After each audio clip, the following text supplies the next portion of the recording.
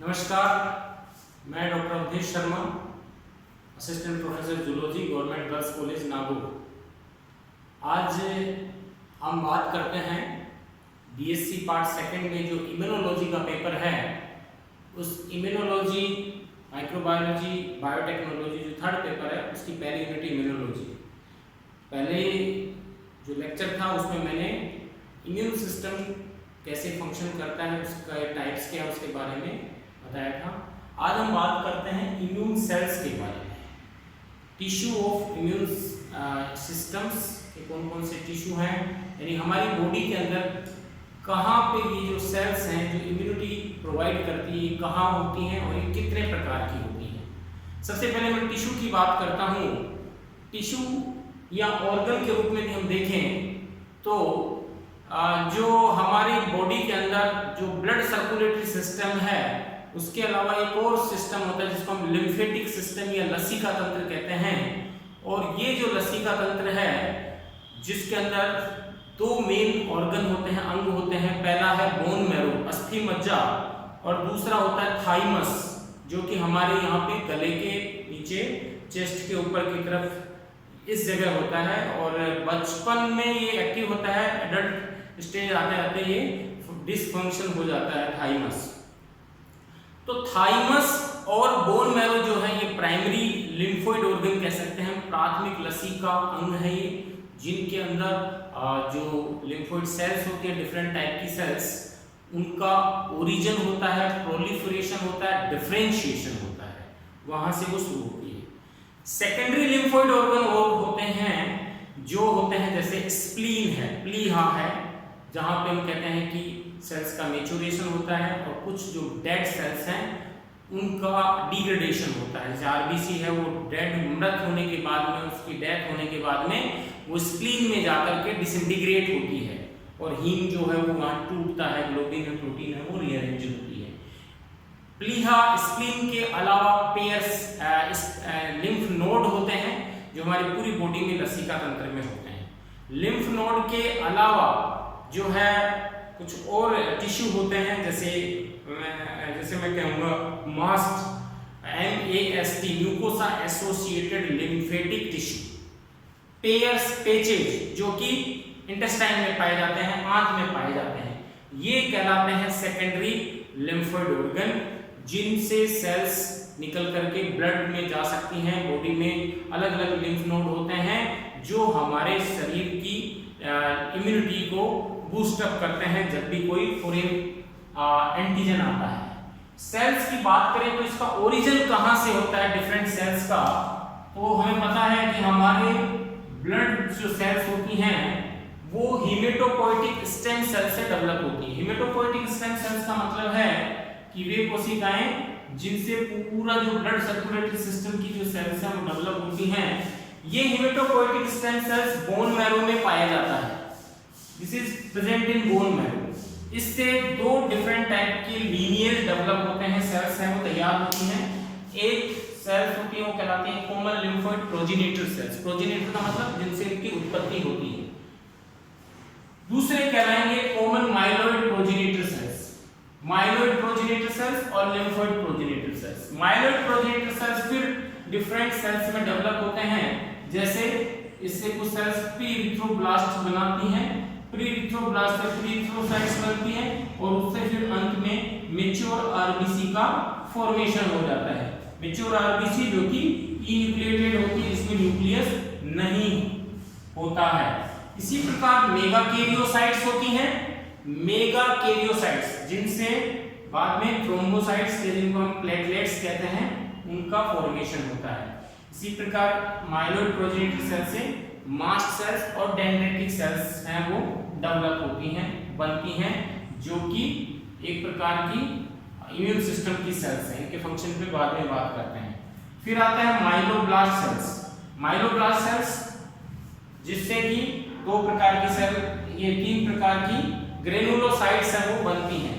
इनको कहते हैं न्यूट्रोफिल, बेसोफिल और इओसिनोफिल्स। न्यूट्रोफिल, बेसोफिल और इओसिनोफिल्स हैं ये जो पर्टिकुलर डाई जिसे वो स्टेन ग्रहण करती हैं, जैसे इओसिनोफिल एसिडोफिल कहलाती है, एसिडिक डाई ग्रहण करती हैं, बेसोफिल से बेसिक डाई स्टेन के दौरान लेते हैं, जब हम इनको स्टेन करते हैं तो बेसिक डाई से स्टेन होती है। न्यूट्रोफिल किसी भी उदासीन डाई से जो है वो क्या होती हैं, स्टेन हो सकती हैं। न्यूट्रोफिल हैं, इनको हम PMN भी बोलते हैं, पॉलीमॉर्फो न्यूक्लियर ल्यूकोसाइट्स, क्योंकि इनमें जो न्यूक्लियस होता है वो मल्टी लोब्ड होता है, ट्राइलोब टेट्रालोब में जनरली पाया जाता है। बेसोफिल से सिंगल न्यूक्लियस होता है और यूसिनोफिल में बाइलोब्ड होता है। तो मोनोसाइट्स होती हैं, ये एक प्रकार की फैगोसाइट सेल्स होती हैं जो ब्लड में घूमती रहती हैं, टिश्यू में जाकर के ये बड़ी सेल्स जिनको हम मैक्रोफेजेज कहते हैं फैगोसाइट्स में कन्वर्ट हो जाती हैं। टिश्यूज में अलग अलग प्रकार की मैक्रोफेजेज होती हैं, जैसे हमें पता है लीवर में कफर सेल्स होती हैं, ब्रेन में ग्लियल सेल्स होती हैं, ये मैक्रोफेजेज हैं। इसी प्रकार कोमल लिम्फोइड प्रोजेनिटर सेल्स की बात करें तो इसमें दो प्रकार की सेल्स डेवलप होती हैं, छोटी लिम्फोसाइट्स स्मॉल लिम्फोसाइट्स और बड़ी lymphocytes large lymphocytes. Large lymphocytes से वो डेवलप हो जाती हैं नेचुरल किलर सेल्स या किलर सेल्स में। एनके सेल्स या नल सेल्स जिनको कहते हैं, ये नेचुरल किलर सेल्स हैं जो बाहरी पैथोजन है या जो भी माइक्रोब्स है उसको किल करने में हेल्प करती हैं। स्मॉल लिम्फोसाइट्स फिर इनके मैच्योरेशन जहां इनका डिफरेंशिएशन होता है वहां पे उस आधार पे इनको दो भागों में बांटते हैं, टी लिम्फ सेल्स और बी सेल्स। बी सेल्स जिनका मैच्योरेशन पक्षियों में एक क्लोएका के पास एक ग्लैंड होती है जिसका नाम है बर्सा फेब्रिशियस, तो वहां से इसका नाम बी पड़ा है। पक्षियों के अंदर इसका मैच्योरेशन बर्सा फेब्रिशियस में होता है, लेकिन मेमल्स में और जिसमें इंसान है ह्यूमन बीइंग में इनका मैच्योरेशन बोन मैरो में होता है, अस्थि मज्जा में होता है, तो इसलिए इन्हें बी सेल कहते हैं। टी सेल्स हैं, इनका मैच्योरेशन होता है थाइमस में, इसलिए इनका नाम हो गया T cell, T lymphocytes. T lymphocytes फिर फर्दर हम देखते हैं कि दो प्रकार की मेनली होती हैं, एक इफेक्टर एक रेगुलेटर। रेगुलेटर में हम बात करें तो टी हेल्पर सेल्स होती हैं और टी किलर सेल्स होती हैं। इसी प्रकार जो इफेक्टर होती हैं उनमें सप्रेसर है, टी साइटोटॉक्सिक सेल्स है, टी सेंसिटाइजर सेल्स है, ये इफेक्टर सेल्स होती हैं। हेल्पर सेल्स जो होती हैं वो दो प्रकार की होती हैं, फिर further T helper 1 T helper 2 जो कि अन्य सेल्स को यानी बी लिम्फोसाइट्स या एंटीजन प्रेजेंटिंग सेल्स या मैक्रोफेजेज को जो आगे सेल मीडिएटेड इम्यूनिटी है या इम्यून इम्यूनिटी के लिए मोटिवेट करती हैं, तो ये कहलाती हैं टी हेल्पर सेल्स। इसी प्रकार जो बी सेल्स होती हैं बी लिम्फोसाइट्स वो बेसिकली कोशिका माध्यिक जिसको हम ह्यूमरल इम्यूनिटी कहते हैं, यानी जो लिक्विड इम्यूनिटी यानी एंटीबॉडी मीडिएटेड इम्यूनिटी है उसके लिए जिम्मेदार होती हैं बी लिम्फोसाइट्स। जब जो भी कोई एंटीजन आता है वो उसको ग्रहण करके और उससे ये कन्वर्ट हो जाती है प्लाज्मा सेल्स में, और प्लाज्मा सेल पर्टिकुलर एंटीबॉडी उस एंटीजन की जो अगेंस्ट में होती है वो डेवलप करता है, इम्यूनोग्लोबुलिन बनाता है। और कुछ जो बी सेल्स होती हैं यानी कुछ प्लाज्मा सेल्स हैं वो मेमोरी बी सेल्स में कन्वर्ट हो जाती हैं, जो नियर फ्यूचर में यदि उसी एंटीजन का दोबारा से एक्सपोजर होता है बॉडी को तो वो पुनः प्लाज्मा सेल्स में कन्वर्ट होकर के वो पर्टिकुलर एंटीबॉडी का निर्माण कर सके। तो हम यहाँ देख रहे हैं कि जो इम्यून सेल्स हैं मेनली वो लिम्फोसाइट्स हैं, जिनमें टी लिम्फोसाइट्स बी लिम्फोसाइट्स और मैक्रोफेजेज यानी मोनोसाइट्स हैं, न्यूट्रोफिल्स हैं, इओसिनोफिल बेसोफिल्स हैं, नेचुरल किलर सेल्स हैं और डेंड्रिटिक सेल्स हैं। ये बेसिकली इम्यून सिस्टम की सेल्स हैं।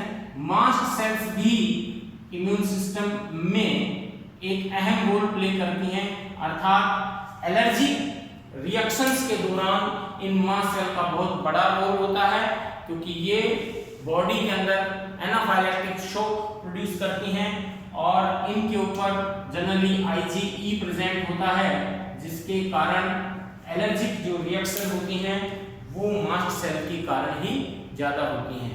तो आज के लिए इतना ही, केवल अपने को याद रखना है इम्यून सिस्टम की सेल्स कैसे डेवलप होती हैं, हेमेटोपोइटिक स्टेम सेल्स से डेवलप होती हैं और वहां से फिर ये मैच्योर होने के लिए थाइमस में आती हैं जैसे टी लिम्फोसाइट्स, और कुछ लिम्फ नोड जो होते हैं लसिका तंत्र की लसिका गांठें हैं वहां पड़ी रहती हैं और वहां से जरूरत होने पे ये ब्लड फ्लो में भी आ जाती हैं। इस प्रकार ब्लड फ्लो से लिम्फेटिक सिस्टम और लिम्फेटिक सिस्टम से ब्लड फ्लो में इनका माइग्रेशन होता रहता है। आज के लिए इतना ही। Thank you very much.